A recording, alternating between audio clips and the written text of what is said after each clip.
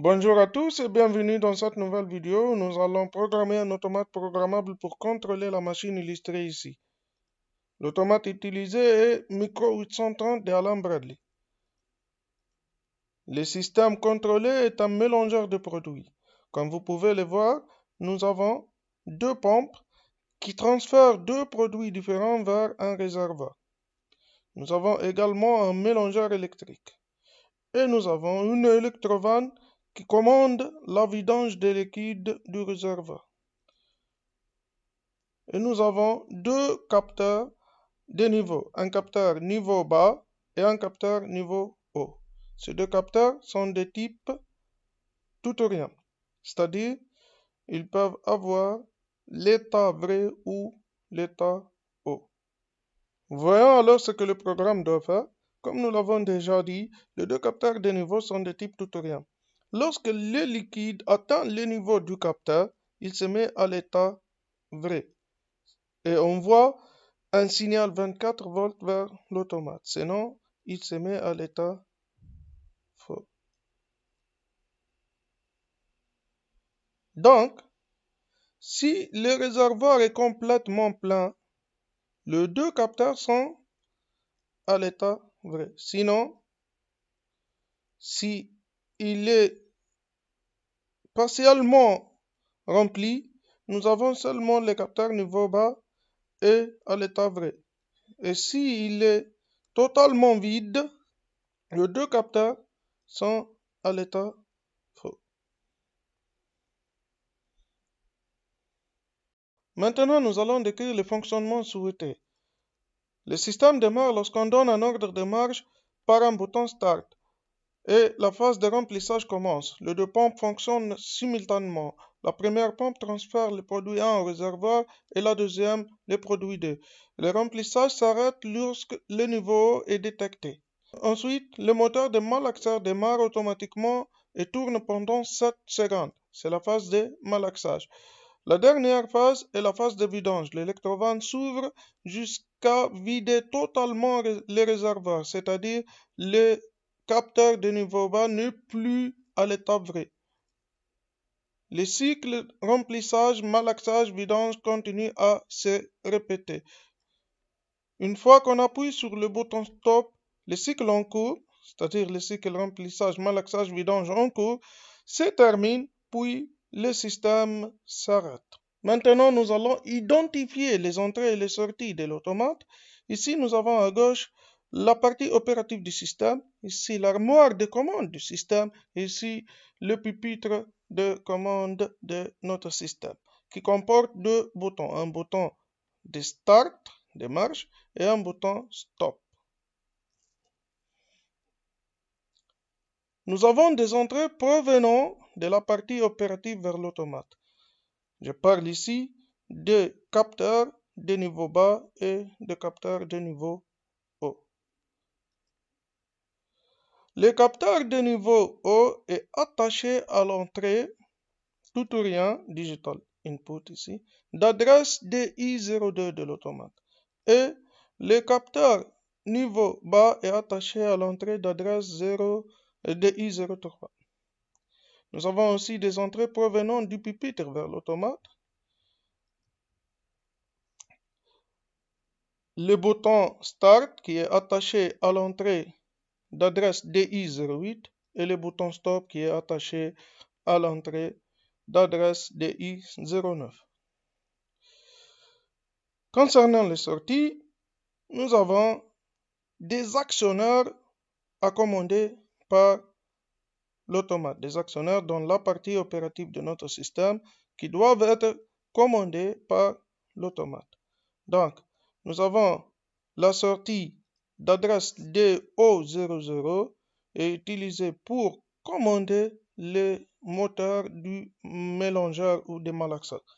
Et nous avons la sortie d'adresse DO02 pour commander la première pompe et la sortie d'adresse DO03 pour commander la deuxième pompe et la sortie d'adresse DO04 pour commander l'électrovanne de vidange. Le Micro 830 est programmé avec le logiciel Connected Component Workbench, abrégé CCW. un logiciel conforme à la norme IEC 61131-3. Le logiciel est lancé. Je vais créer un nouveau projet.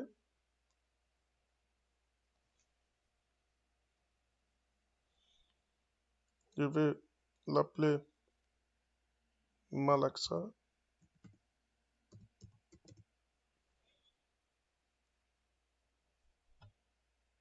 Vidéo. Je crée.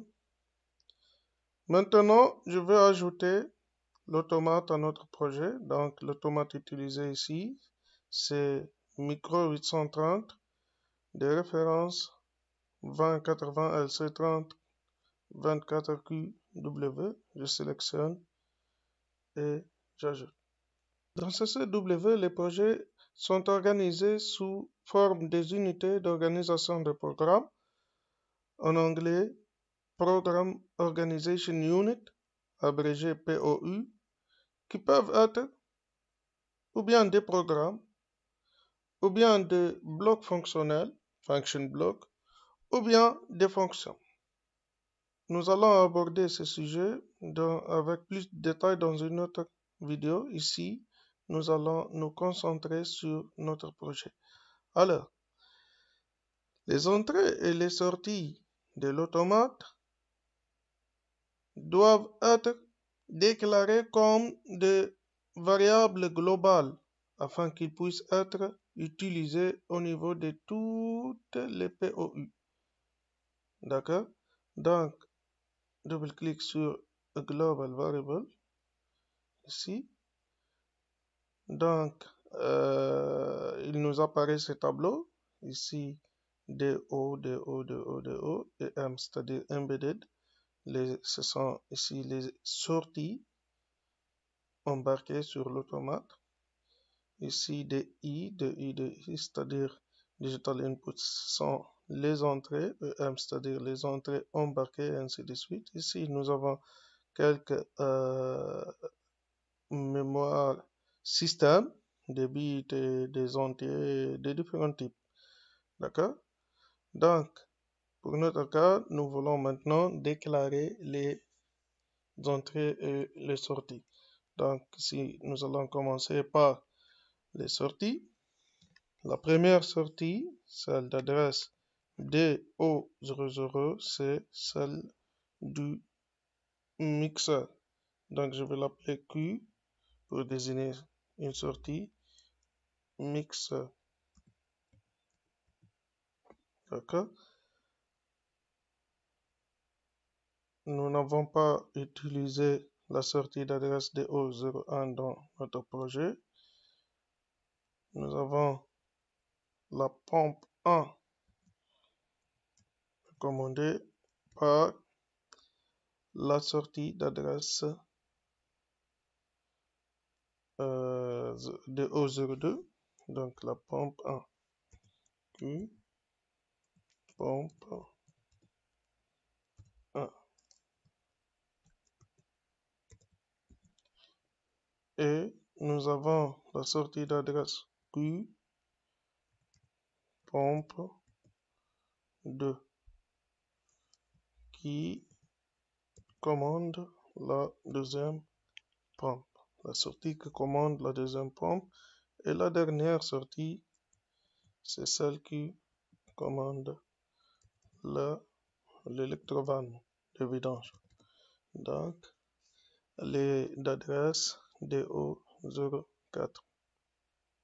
Concernant les entrées, donc nous avons le capteur niveau O est attaché à l'entrée d'adresse 02 de I02. Donc ici c'est I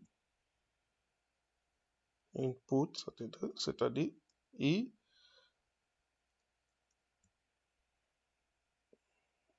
high H level. Et nous avons le capteur niveau bas est attaché à l'entrée d'adresse de I03, donc c'est IL level.